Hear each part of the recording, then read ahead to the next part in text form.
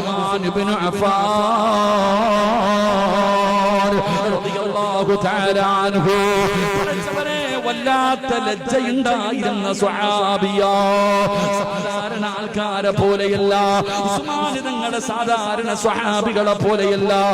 ഉസ്മാൻ തങ്ങളുടെ ജീവിതത്തിൽ ഉണ്ടായിരുന്ന പ്രത്യേകതകളിൽ ഒന്നാമത്തെ പ്രത്യേകത എന്തെന്നറിയുമോ? ഒരു മനുഷ്യനും ഇല്ലാത്ത ലജ്ജയാ, ലജ്ജയായിരുന്നു ഉസ്മാൻ റളിയല്ലാഹു തആല അൻഹു. അവിടുത്തെ ചരിത്രം നിങ്ങളെടുത്ത് വായിച്ചു നോക്കൂ.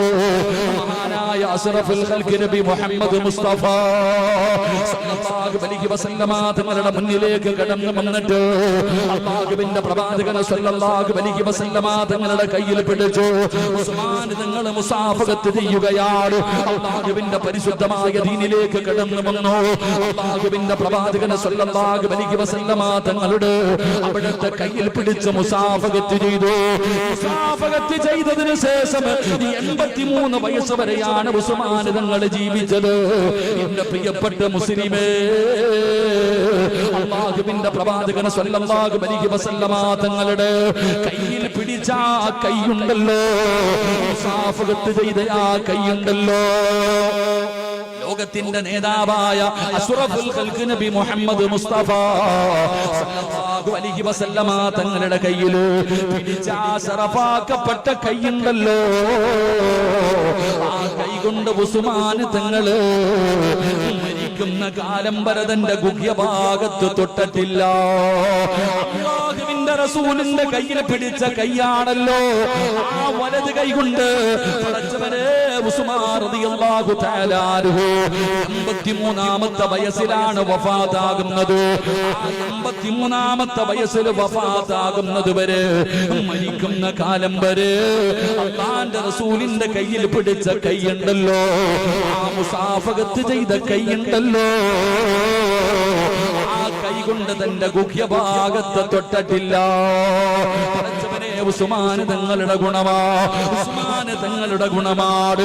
ഉസ്മാൻ തങ്ങളെ കുറിച്ച് അറിയണമെങ്കിൽ, ഉസ്മാൻ തങ്ങളുടെ ലജ്ജയെ കുറിച്ച് അറിയണമെങ്കിൽ ആയിഷ ബീബി റളിയല്ലാഹു തആല അൻഹ, അല്ലാഹുവിന്റെ പ്രവാചകന്റെ പ്രിയപ്പെട്ട ഭാര്യയായ മഹദിയായ ആയിഷ ബീബി റളിയല്ലാഹു തആല അൻഹ അവിടുന്ന് ഒരു സംഭവം പറയുകയാണ്. ഒരിക്കൽ അല്ലാഹുവിന്റെ പ്രവാചകൻ സല്ലല്ലാഹു അലൈഹി വസല്ലമ തങ്ങൾ ആയിഷ ബീബി റളിയല്ലാഹു തആല അൻഹയുടെ മടിത്തട്ടിൽ കിടക്കുകയാ.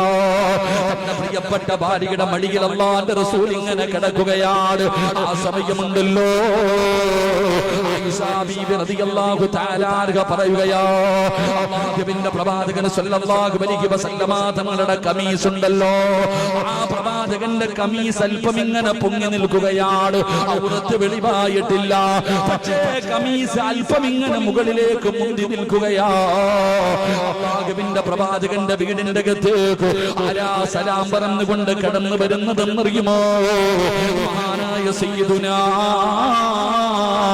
അബൂബക്കർ സിദ്ദീഖ് റളിയല്ലാഹു തആല അൻഹു. അബൂബക്കർ തങ്ങളാണ് കടന്നു വരുന്നത്.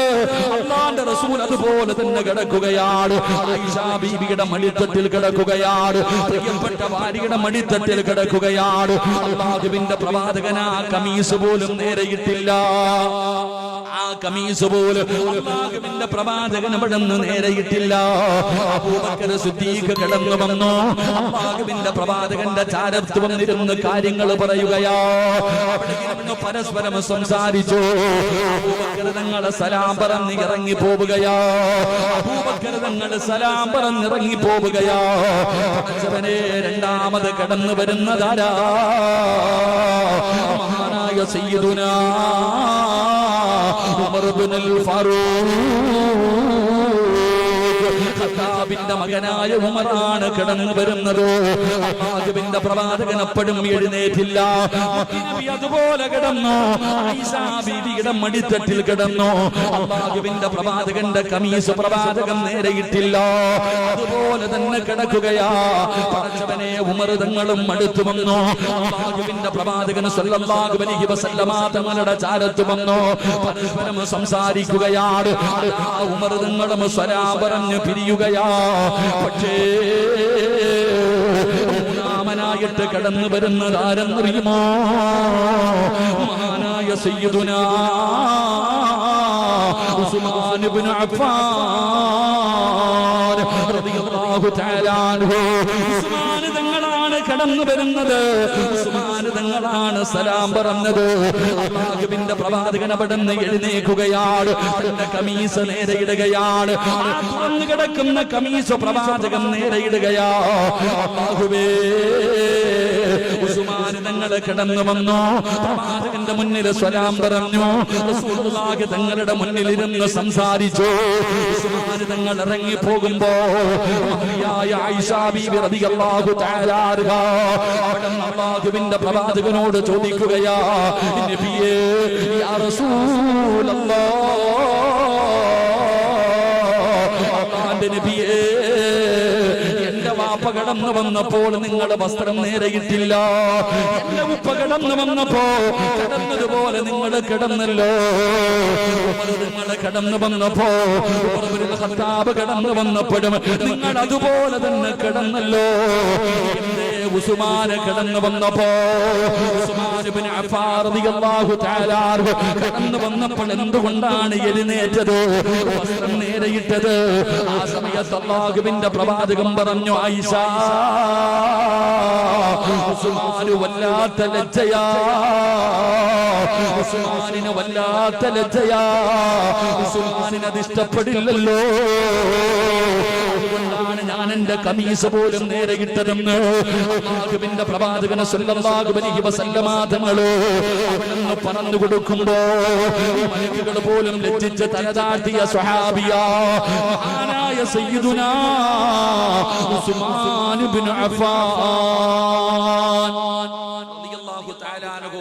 പ്രവാചകൻ അവിടുന്ന് ഉസ്മാൻ റളിയല്ലാഹു തആല അൻഹു അല്ലാഹുവിന്റെ പ്രവാചകൻ സല്ലല്ലാഹു അലൈഹി വസല്ലമ തങ്ങളുടെ കയ്യിൽ പിടിച്ച് മുസാഫഹത്ത് ചെയ്തതിനു ശേഷം മരിക്കുന്ന കാലം വരെ ആ കൈ കൊണ്ട് തന്റെ ഗുഹ്യഭാഗത്ത് പോലും തൊട്ടിട്ടില്ല. തന്റെ സ്വന്തം ഗുഹ്യഭാഗത്ത് പോലും തൊട്ടിട്ടില്ല. കാരണം അത് മുത്തി നബിയുടെ കയ്യിൽ തൊട്ട കയ്യാ. നമ്മൾ മനസ്സിലാക്കി ചിന്തിച്ചു നോക്ക്.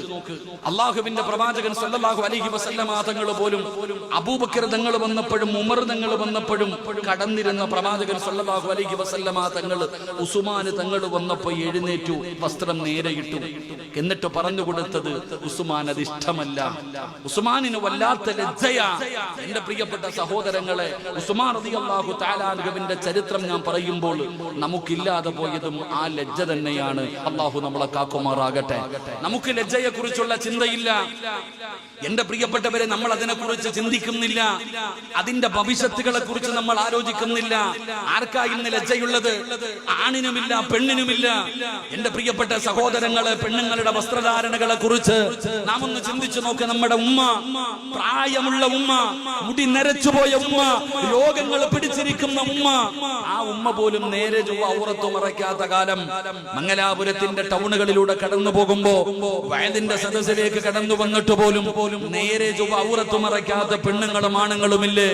നമ്മളൊന്ന് ചിന്തിച്ചു നോക്ക് സഹോദര. എന്തുപറ്റി നമ്മുടെ ഉമ്മത്തിന്, നമ്മുടെ സമുദായത്തിന്? ഇതിനെതിരായി വഅദ് പറഞ്ഞു കഴിഞ്ഞാൽ പറയുന്നവനെ വളരെ മോശക്കാരാക്കുന്ന കാലം. നമ്മുടെ രാജ്യത്ത് ഇതിനൊക്കെ സ്വാതന്ത്ര്യമുണ്ടല്ലോ.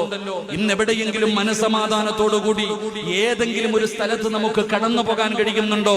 അത് കല്യാണമാണെങ്കിലും അത് നേർച്ചയാണെങ്കിലും എന്റെ പ്രിയപ്പെട്ടവരെ, എവിടെയാണെങ്കിലും ഇന്നത്തെ ആണുങ്ങളുടെയും പെണ്ണുങ്ങളുടെ വസ്ത്രധാരണ, എല്ലാവരും പെണ്ണുങ്ങളെയാ കുറ്റം പറയുന്നത്, എല്ലാവരും പെൺകുട്ടികളെയാണ് കുറ്റം പറയുന്നത്. എന്റെ പ്രിയപ്പെട്ടവരെ, പെണ്ണുങ്ങളെ മാത്രമല്ലല്ലോ, ആണുങ്ങളുടെ അവസ്ഥ ചിന്തിച്ചു നോക്ക്.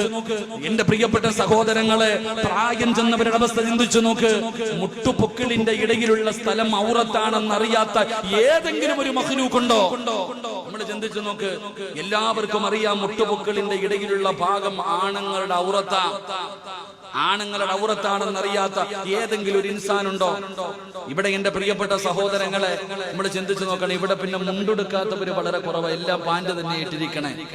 എങ്കിലും എന്റെ പ്രിയപ്പെട്ട സഹോദരങ്ങളെ, നിങ്ങൾ കാണണം, ചില ഉപ്പാപ്പമാരി മുണ്ടം കെട്ട് പൊക്കിയിട്ട് ഒരു ഉടുത്തുണ്ട്. അതിനെന്താ പറയാ?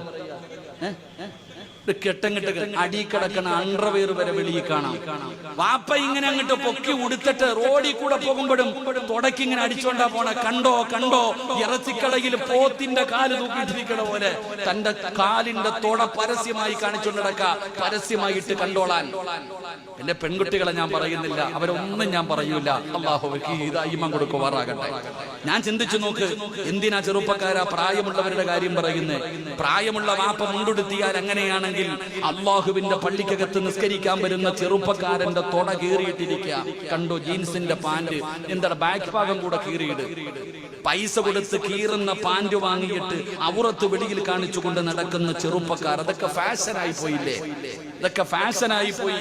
ഇതൊന്നും തിരുത്തി കൊടുക്കാൻ ആളില്ല. എന്റെ പ്രിയപ്പെട്ട സഹോദരങ്ങളെ, നമ്മൾ ചിന്തിക്ക്, എന്തിനാണ് നമ്മൾ നാട്ടുകാരുടെ കാര്യം പറയുന്നത്? നാട്ടുകാരുടെ കാര്യം പറയട്ടെ. എന്റെ പ്രിയപ്പെട്ട സഹോദരങ്ങളെ, ഉസ്താദാണോ അല്ലെങ്കിൽ ഹജ്ജ് ചെയ്തവനാണോ നാട്ടുകാരുടെ മുന്നിൽ വരുമ്പോ വലിയ മഹാന, താടിയും തഴമ്പും തൊപ്പിയും നിസ്കാരവും സർവ്വതുമുണ്ട്. നമ്മളൊക്കെ വലിയ ആൾക്കാരാ നാട്ടുകാരുടെ മുന്നിൽ. പക്ഷേ വീട്ടിലേക്ക് പോയി കഴിഞ്ഞാലോ?